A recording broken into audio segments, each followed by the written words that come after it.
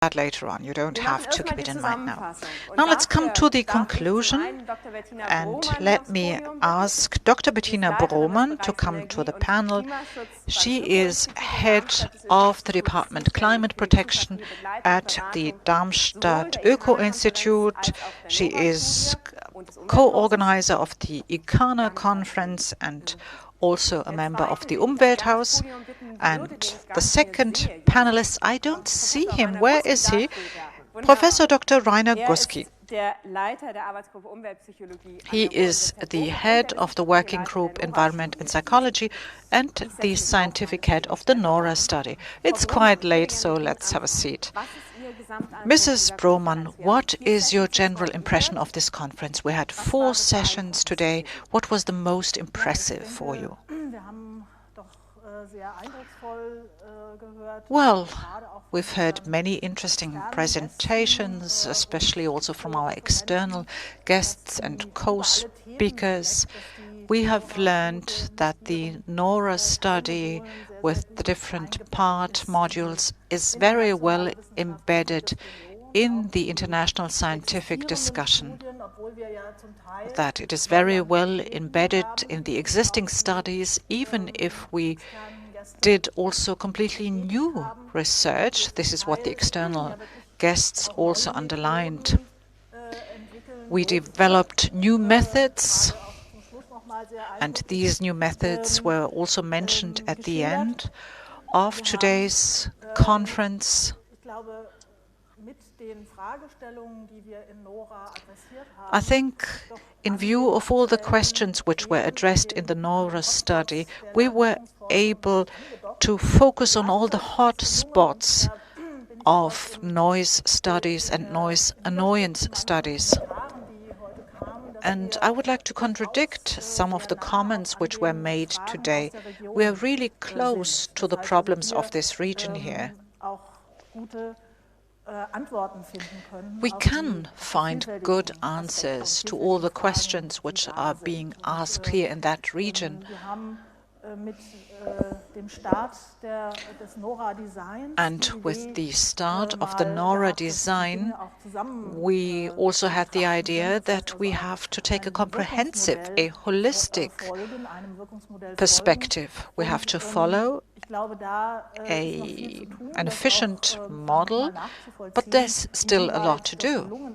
And we will have to assess whether all our attempts were successful or not, but this assessment has to be done later on. And I've also learned that the different studies were connected, especially when it comes to noise annoyance. We discussed health problems and the impact of noise on somebody's well-being. So all kinds of topics were addressed, and I believe that we can do much more. We have to discuss much more. But the first steps were made, and the first steps were successful. Thank you very much. Mr. Guski, you were the author of the complete NORAH study. What do you say after today's conference day? We haven't heard the presentations of all partial studies. Do you have a different kind of assessment of some of the aspects? Of course, you can do it differently from how we did it. But let me say what the conditions were when we wrote the report. 5 or 4 partial studies were not finished yet. The final reports that we referred to were not finished, were not completed. They were just being edited and revised, and we are just putting everything together. And next week a new report will come from a colleague, so you have to think about it, whether this stays how we wrote it. But still, at the end, and the question was whether I would do it differently today, or we would do it differently today. Basically not. Definitely I would change one thing. The modesty with which we considered our own results in view of the press releases that were published directly afterwards, I would abandon rather. You know, they really talk badly about our quality, and we believe that, well, our results, if they correct with respect to the pressure depression, of course, you needed another study to really say that this is the reality. Depressions and with higher traffic-associated noise level, that they grow was not shown by any other study, you know. And then you are careful. You say that's nice and significant, but probably it's due to the study as such, and you need support from other sources. And I would say that's what I would abandon today. You know, if there are these trend-making press releases saying there's no result that you produce, air traffic noise makes you healthy. That's what some said. But let's go into the detail. The first session is some time ago, but that it was about sleep study. Were there any points that surprised you when classifying it? There was the classification of the WBQ and external commentators. Well, I would say for sleep, not that much as for hypertension. We'll come back to that in a minute. But what was surprising for us, who always thought, well, the core rest period definitely is important, and it should have a positive effect everywhere. That this was not so clear really surprised me personally. But we heard that this is also partially due to the fact whether you ask it or not and observe how long people really slept. So you have to take a more differentiated approach.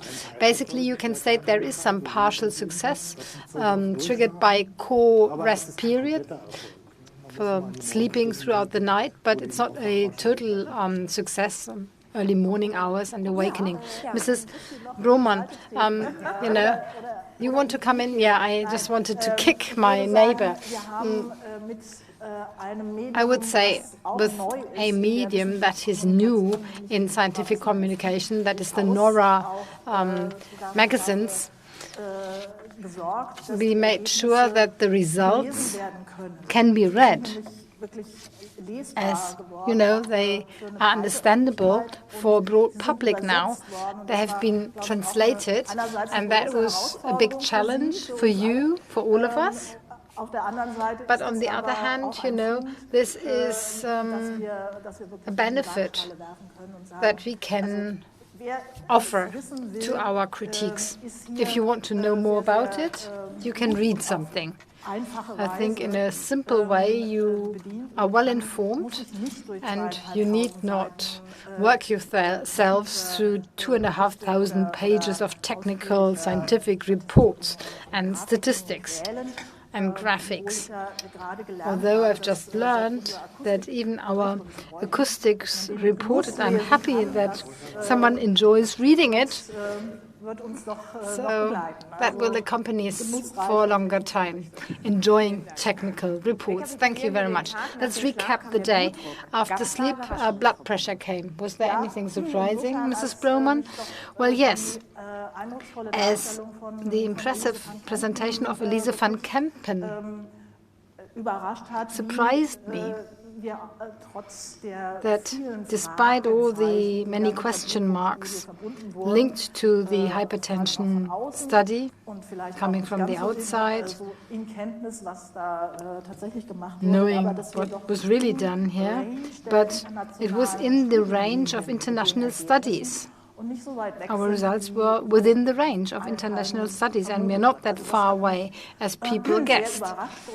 I was surprised. I was happy about that, but on the other hand, it was good to hear from her that the idea to consider chronic hypertension as well, the way how we did it, that obviously we were innovative and developed an innovative method in the right direction.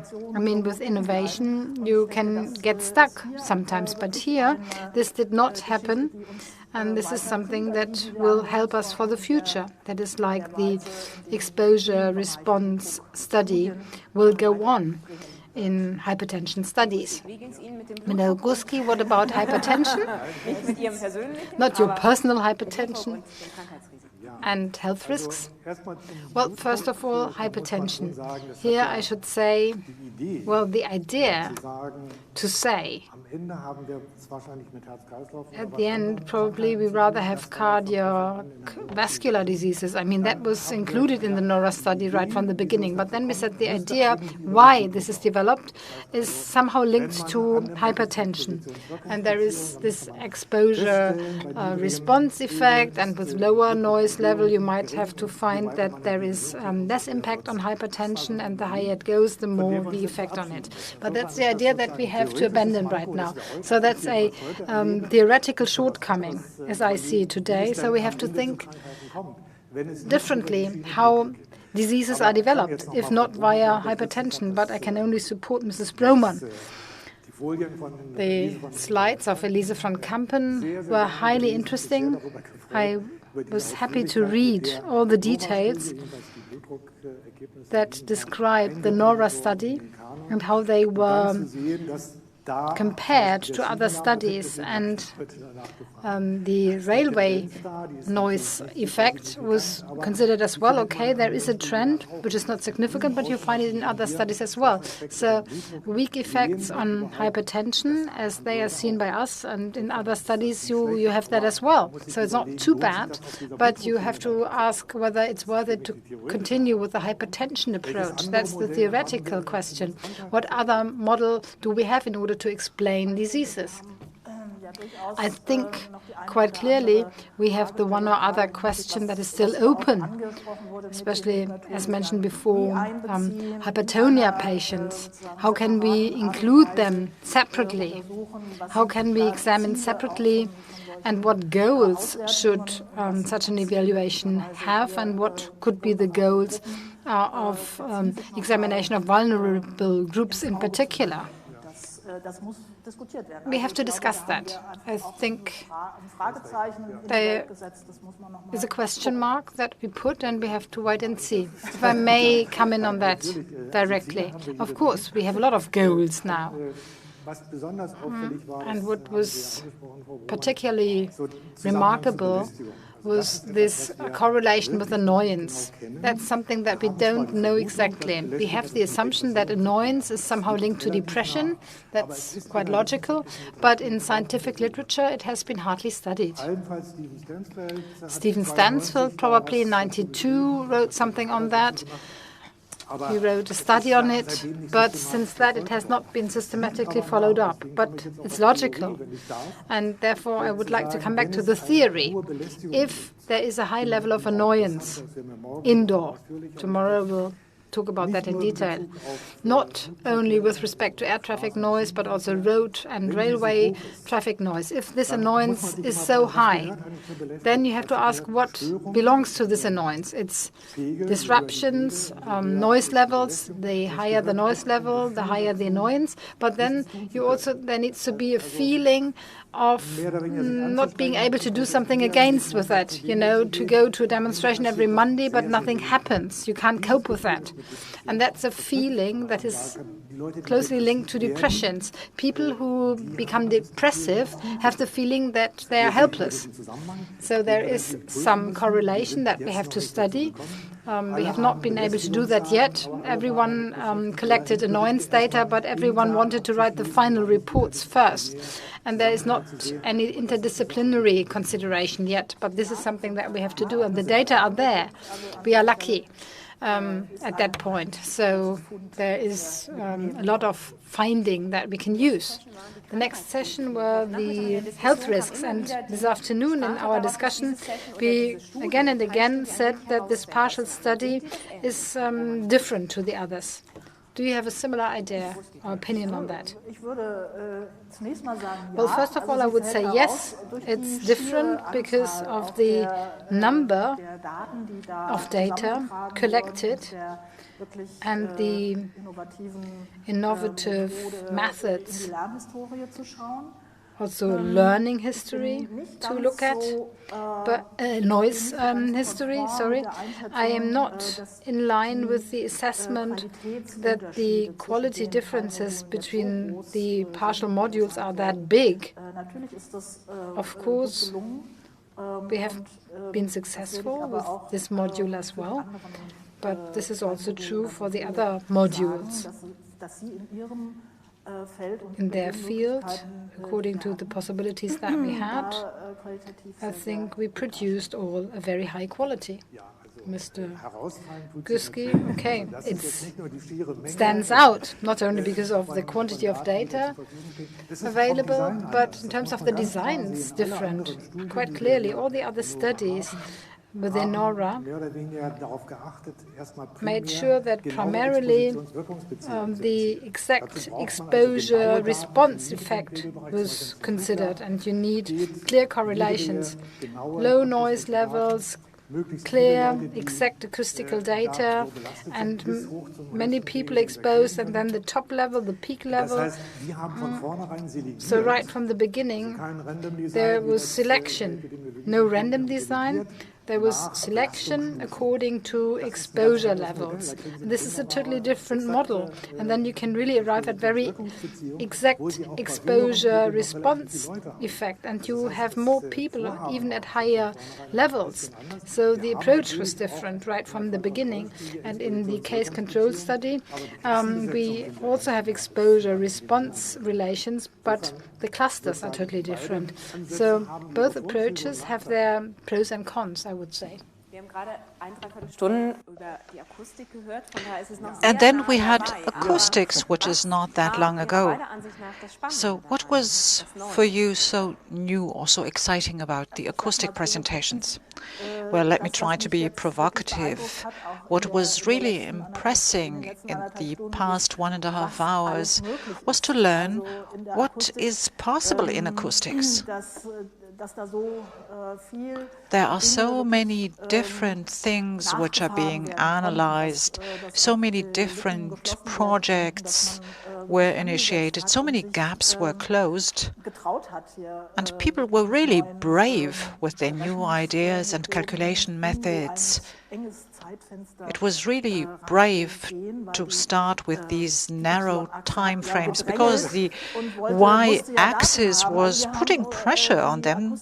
The y-axis wanted to have data, and this is why the acousticians were under pressure, not only pressure from the y-axis, but also from the other researchers, and Mr. Brohmann explained it very well, in a very charming way, by the way. But it was a challenge, and the challenge was mastered, and now we have excellent results for all the modules. It's good to have this Swiss stamina and precision, which provided us with great data. So thank you very much for the excellent work of QS. So now we can be on the safe side as far as acoustics are concerned. The NORAH study has been concluded. Tomorrow we will hear something about the other partial studies. Now, what do you think? How should the next studies be organized? What are the open questions of today? What are the urgent issues which need to be tackled? Well, as a scientist, it is always the same. As soon as you have completed one study, you're planning the next. NORAH has clearly shown that there are two open issues which need to be addressed. First of all, the correlation between depression and annoyance, because there's a lot of annoyance everywhere. But if we see that annoyance is playing a major role in depression cases, then we have to make sure that we analyze that. Then secondly, something which popped up dramatically is the question of total noise, entire noise scenarios. We have addressed it here and there, but only very roughly. Tomorrow we will hear a presentation on total noise, but we haven't analyzed so far what kind of impact will that have on the health situation of a human being. And many people in our country are suffering from noise, not only road noise, all kind of noise sources do exist. Think of the railway noise, for example. Trains and railway transportation is very important for us, but how comes that railway noise has increased so much and we have road, railway and aviation noise? So this is a topic which is very important with regard to health and sciences in our society. Mrs. Brohmann, what do you say? Well, I fully agree to all the topics which were just mentioned by Mr. Guski. But apart from that, we also have to do more with regard to acoustics. There are some white spots on the map when it comes to norms and standards. This is another task, finding new standards in acoustic calculations. So this is on our to-do list for the next years to come. And when it comes to the other partial modules, there are also other challenges which have to be mastered. Think of the cross-correlation, hypertonia, then annoyance, negative impact on somebody's health. So we need new models. The old models were disappointing here and there, and this is why we have to conquer new paths. We have to do much more in this respect. This is what I can say at the present day. And I'm really looking forward to the presentations of tomorrow and what we're going to hear. These were very nice closing words. Or is there anything you would like to say? No, we do not want to make it too long today. So let me thank the two of you and also the guests here for your stamina. It was a very long day. Tomorrow will be slightly shorter, but before we get started tomorrow morning, please let me repeat that dinner will be served at 8 o'clock outside this hall. Tomorrow morning we will start at 9 o'clock with the quality of life NORAH study, and then we will continue with the child study. And if you're interested in further information, you will find all the brochures and studies at the tables at the side.